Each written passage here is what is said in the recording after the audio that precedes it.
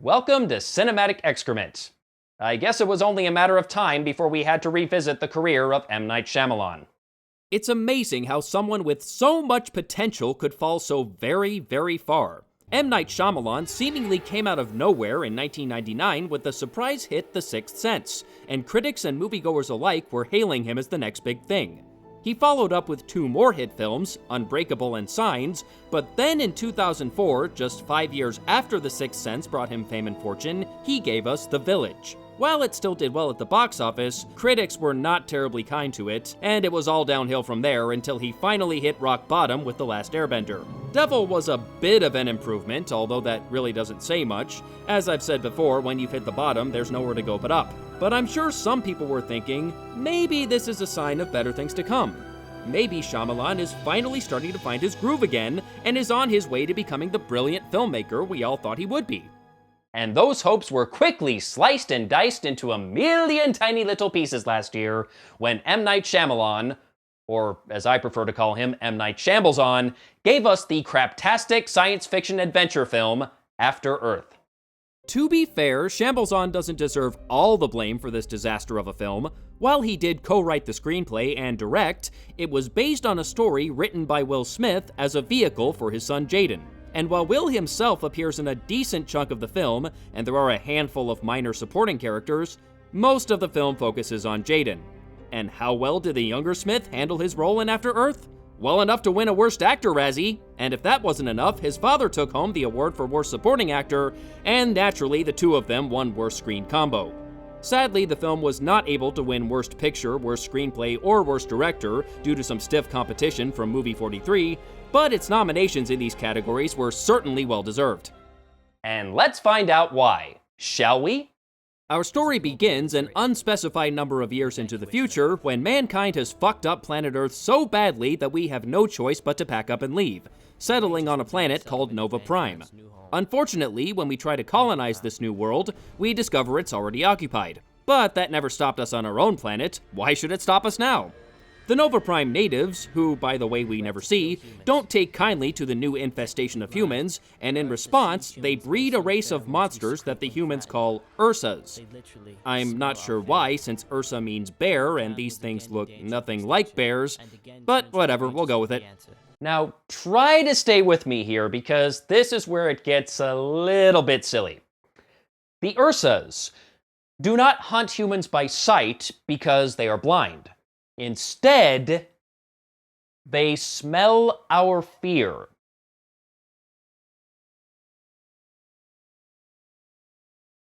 I'm going to say that again. The Ursas hunt humans by smelling their fear. They were deliberately genetically engineered this way by the alien race that we never see. This is the kind of crap you see in bad Saturday morning cartoons.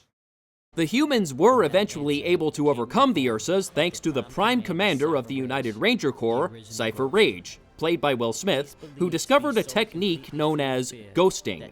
Basically, it's a fancy way of saying he learned how to suppress his fear, and therefore the Ursas cannot see him. Okay, two things. First, his name is Cypher Rage? Really?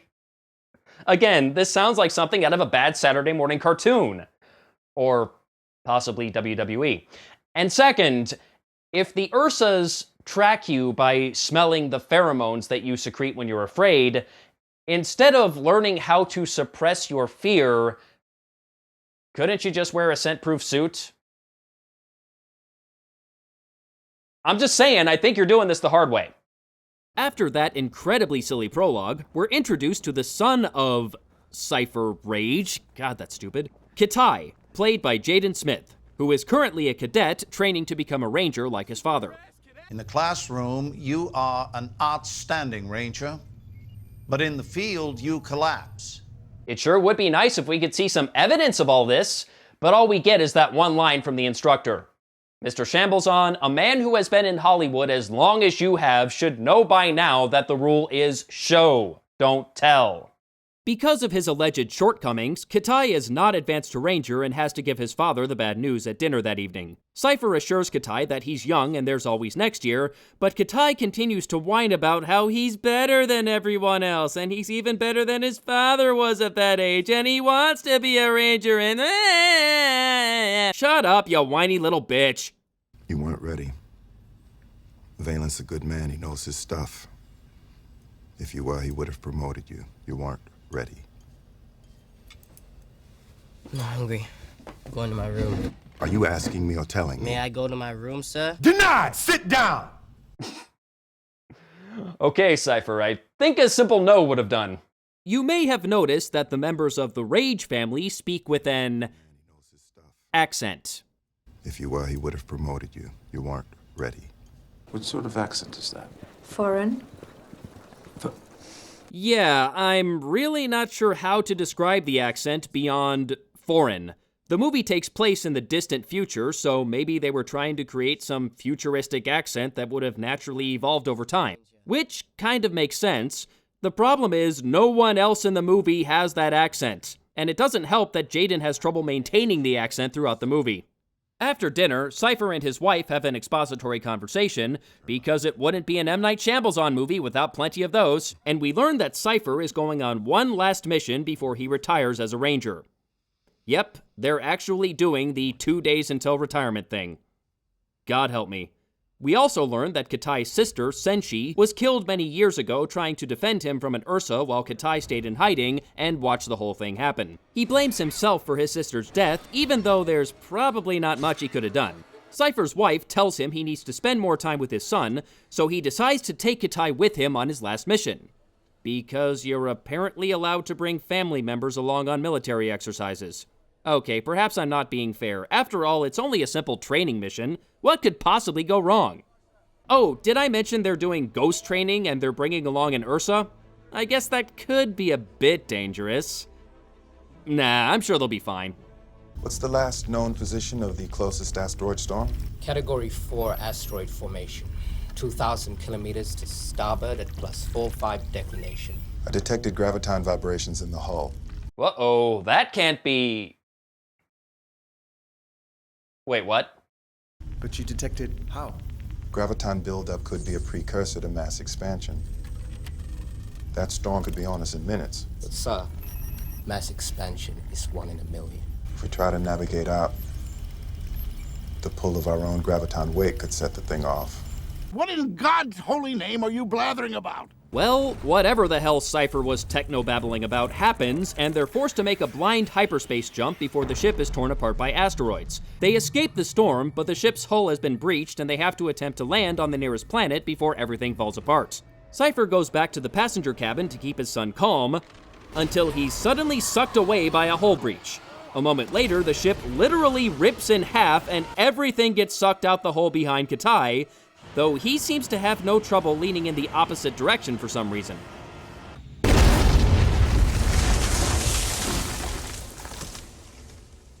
And they died. Movie over. Bye.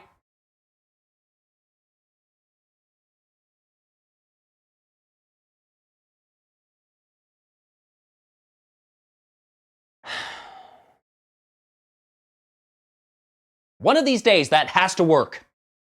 After that unhappy landing, Kitai regains consciousness to discover everyone on the ship has died except for his father, who somehow survived, albeit with 2 broken legs.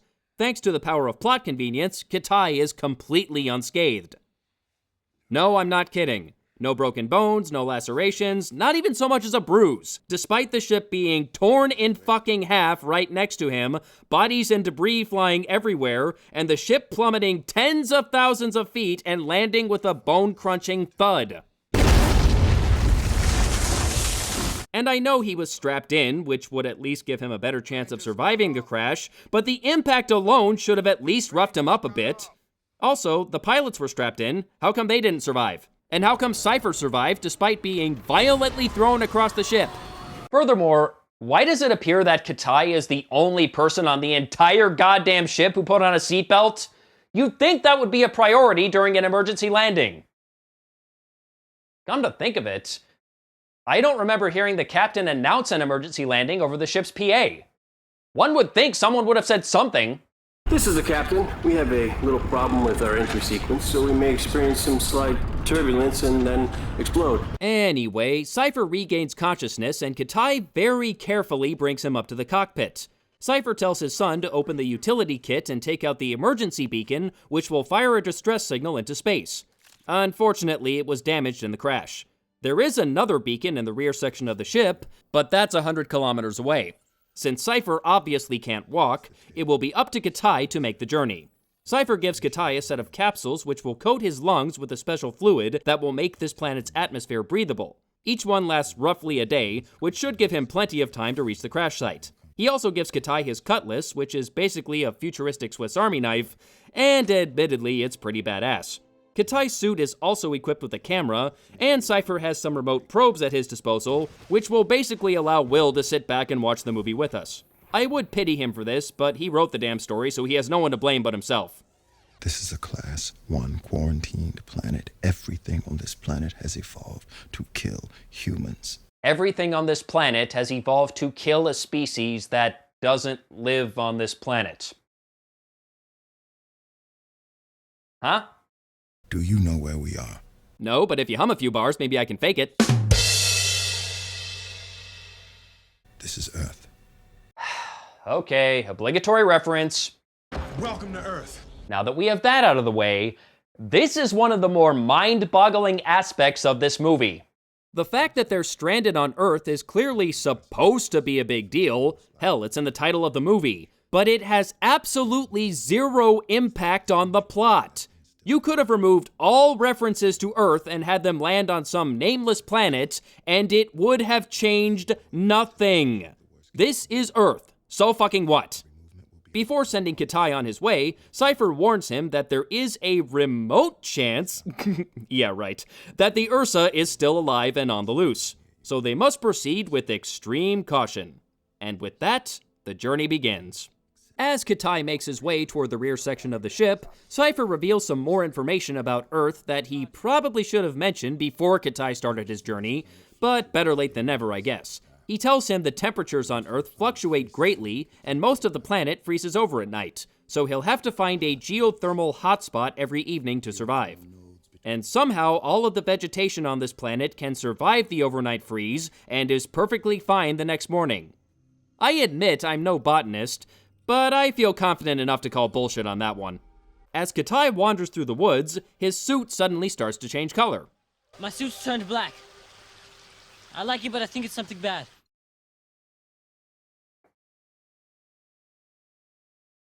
I like it, but I think it's something bad.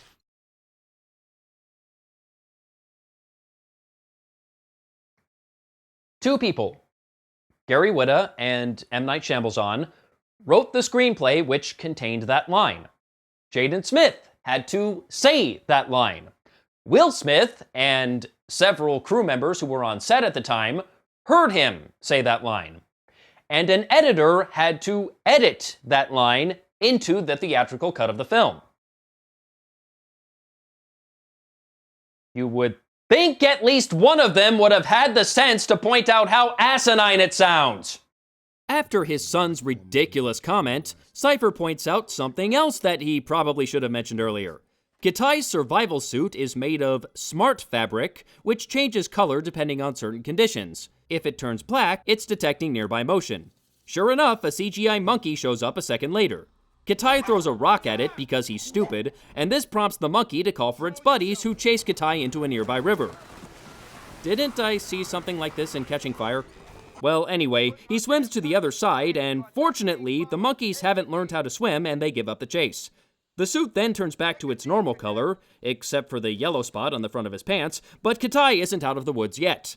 The suit changes color again, and Kitai notices a large leech-like creature attached to his hand that has poisoned him. With his nervous system slowly failing, Kitai fumbles through his pack and, with some guidance from his father, manages to inject himself with an antitoxin. The poison causes temporary paralysis, but he survives the ordeal.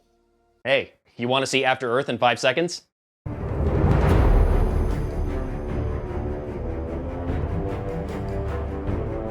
That sucked. That is correct. Kitai eventually wakes up, and just in the nick of time as the sun is going down and the temperature is dropping. He races to the nearest hotspot as his father performs a little surgery on himself to keep from bleeding out. He understandably gets a little woozy after the arterial bypass and starts dreaming about his late daughter's 19th birthday. Come on, Dad, blow. Oh, this movie is blowing enough on its own, honey. I don't think we need his help. Kitai reaches the hotspot and does an equipment check, and unfortunately, 2 of his breathing capsules have been damaged. I'm not sure how, since they were in his backpack and we never saw him land on his back or anything. I guess these things really are that flimsy. Even in the future, everything's built by the lowest bidder. But I must ask, if they're that easily destroyed, how the hell did they survive the crash in the first place? Kitai doesn't tell his father about the 2 smashed files because, again, he's stupid. That night, Kitai asks his father how he first learned how to ghost. Cypher then tells the story of how he was once attacked by an Ursa and pushed into the river, and the big ugly monster held him underwater and tried to drown him. Naturally, we don't actually see any of this because that might actually be interesting, but to his credit, Will tells the story pretty well. Or at least as well as the script will allow. At some point, while he was lying at the bottom of the river, Cypher thought to himself, "Fuck it, I'm not dying today." And just like that, his fear vanished and he was able to escape the beast since it could no longer track him. And it dawned on me. Fear is not real. Ooh, yeah. I'm gonna have to go ahead and sort of disagree with you there. Now, do not misunderstand me. Danger is very real, but fear is a choice. A choice that is not real. No, wait. The next day, Kitai continues his journey and eventually comes to the top of a huge waterfall. When Cypher asks for another inventory check, Kitai again lies and says he has 4 vials of breathing fluid available, but when Cypher asks to see them, the kid finally comes clean. Cypher orders his son to abort the mission and return since the only way he can make it to the crash site before his supplies run out is by jumping off the cliff and gliding to the bottom. Yeah, apparently the suit has built-in glider wings. Funny how they never mentioned that before. Upon hearing his father's order to abort the mission, Kitai flips the whiny little bitch switch and goes on a tantrum. And for some reason, he also starts flashing back to his sister's untimely demise. What this has to do with his current situation, I don't know. What was I supposed to do? What did you want me to do? She gave me an order. She said no matter what, don't come out of that box. Was I supposed to just come out and die? Are we really gonna do that now? Now? This little tantrum is another major problem with the movie for several reasons. 1, Jaden's acting is not exactly impressive here. 2, his rant about his sister's death comes right the fuck out of nowhere. And 3, Kitai is apparently convinced that Cypher blames him for Senchi's death, even though we are never at any point in the movie given the slightest indication that that's the case. If you're going to have a conflict, you have to properly set up the conflict. You can't just pull it out of your ass and expect the audience to buy it. And why were you? She called out for you, she called your name, and you weren't there because you never there. And you think I'm a coward? Does he? Did he say this? Did he do anything to suggest this? When? How? Answer me, movie! Answer me! Denied! Sit down!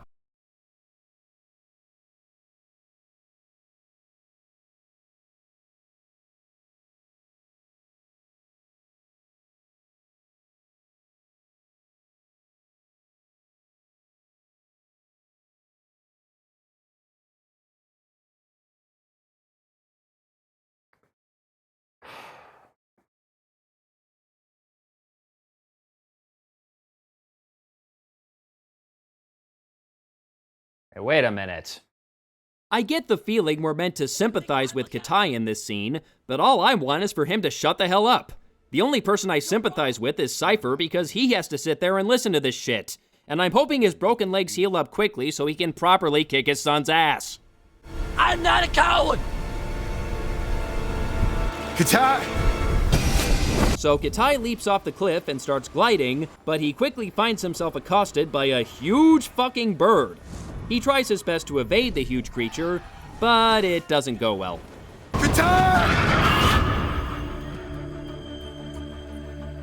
And now he's dead. Goodbye.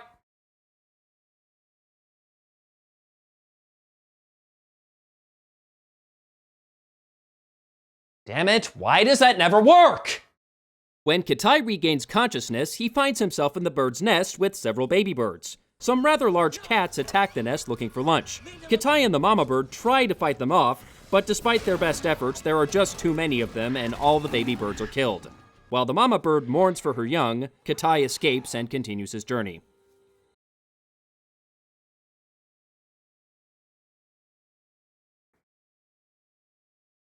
You know, Mr. Shamblezon, Mr. Witta, Mr. Smith,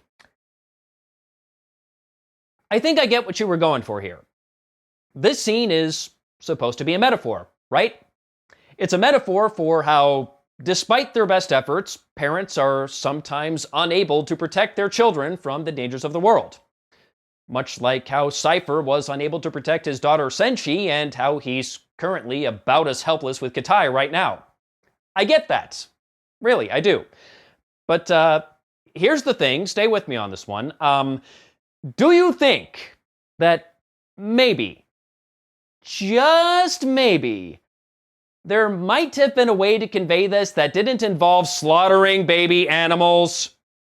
Good God, there's a line between eliciting an emotional response and blatant emotional manipulation. And you just took a flying leap over that line. This is just unnecessarily depressing. Did you think you were being clever here? Did you think you were saying something deep? Because you're really not. You're just being a sadistic asshole. But what else should I expect from the writer of Season 2, Episode 1 of the Walking Dead video game? An episode that involves the main character, Clementine, killing a dog. Killing small animals for emotional manipulation seems to be Mr. Witta's MO. That man has issues. Getting back to the story, Kitai somehow damaged his communicator during the struggle with nature and loses contact with Dad. Cypher tries to find him with the probes and fails, but he does find proof that the Ursa is alive and well, as some of his fellow rangers have been impaled on a tree.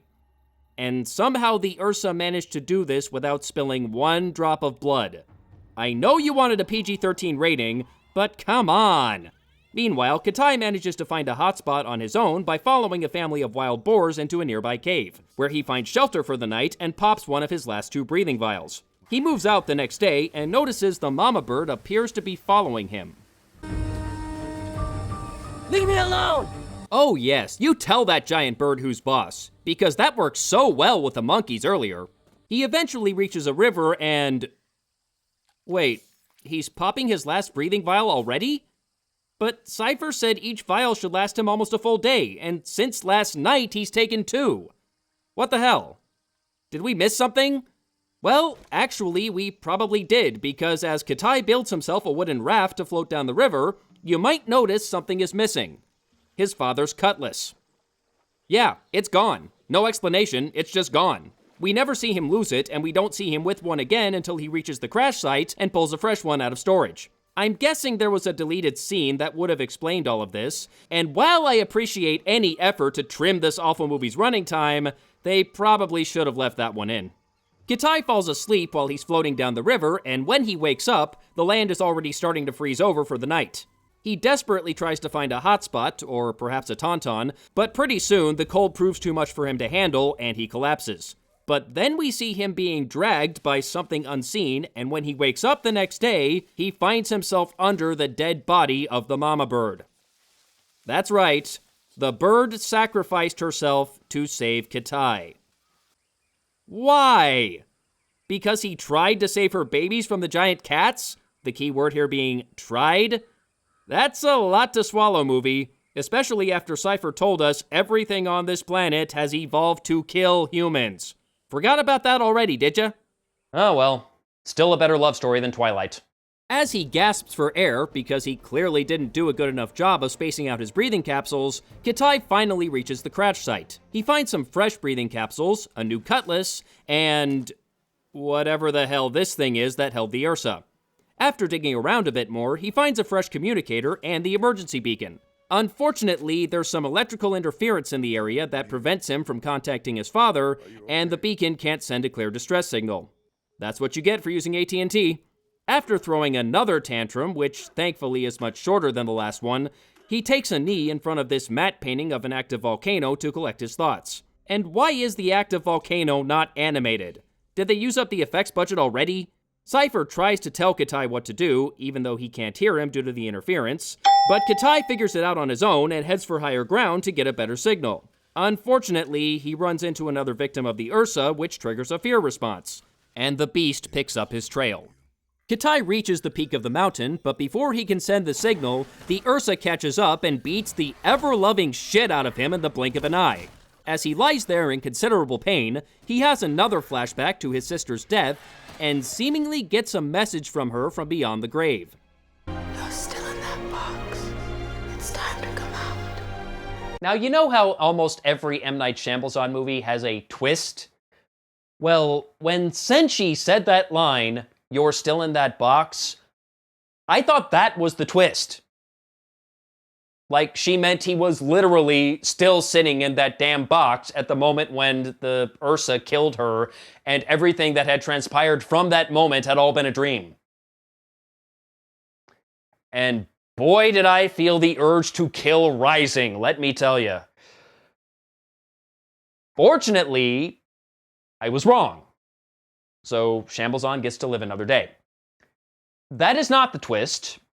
In fact, there is no twist.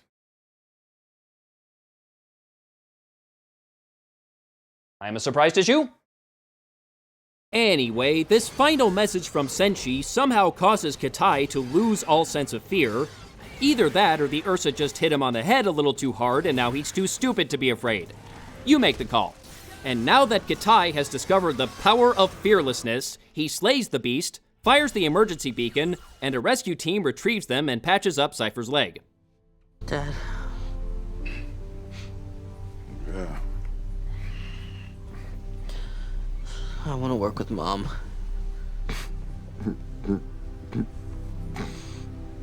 Me too. All right, they get a point for a funny line. And with that, the ship takes off and they head back to Nova Prime and live happily ever after the end. Dear God, this was a chore to sit through. The acting was atrocious, which is a little surprising given the people involved. Of course, we all know Will Smith is a great actor, although his role as a stern military father doesn't really play to his strengths, but Jaden can normally turn in a decent performance as well. Somehow Shyamalan managed to suck the talent right out of both of them, and even if he hadn't, making Jaden the lead in this movie was a terrible idea. Jaden Smith is a good actor. Yes, I said it, and I'll say it again. Jaden Smith is a good actor. But to carry what's essentially a glorified one-man show, you need to be a great actor. And he's not. He probably will be someday. He's young and he has plenty of time to hone his craft. But he was so not ready for this. And the story? Absolutely ludicrous. How could anyone have thought this would work? Believe it or not, they intended to make a franchise out of this. Seriously, they were planning a sequel, a TV series, comic book, video games, you name it. They had that much confidence in the story. Why? Oddly enough, when Will Smith wrote the first draft of the story, it was much simpler. It was about a father and son who went on a bonding trip in the wilderness. They got in a car accident, the father was injured in the crash, and the son had to journey through the middle of nowhere alone to find help. And if they had stuck to that simpler formula, they might have at least made something passable, if not spectacular. But they decided to turn it into a sci-fi picture, and boy did they get carried away. Alien monsters that smell your fear. Jesus Christ. And one more thing. Given that this movie is supposed to be post-apocalyptic, why does it never look post-apocalyptic? Think about it. Throughout Kitai's time on Earth, he never runs into the remains of any human civilization that was left behind. Over his 100-kilometer journey, he finds no artifacts, no ruins, nothing, just wilderness. How is that even possible? The Earth has been devoid of human life for at least a millennia at this point, so I'm not expecting to find fully intact cities or anything, but at the very least, when he's standing on the edge of the cliff or on the top of the mountain, you'd think we'd be able to see something off in the distance. And think of all the neat stuff Kitai could potentially discover when he encounters the ruins of an ancient human civilization. But no, we get nothing. Talk about a wasted opportunity. And that's really what this movie is in a nutshell. A wasted opportunity, because there probably is a good story in here somewhere. Shame it's buried under 16 tons of trying too hard. And that's all I have to say about After Earth. Next time, we got ourselves a sequel to talk about. But until then, I'm the Smeghead, and if it allows us to avoid more movies like this one, I for one welcome the coming apocalypse.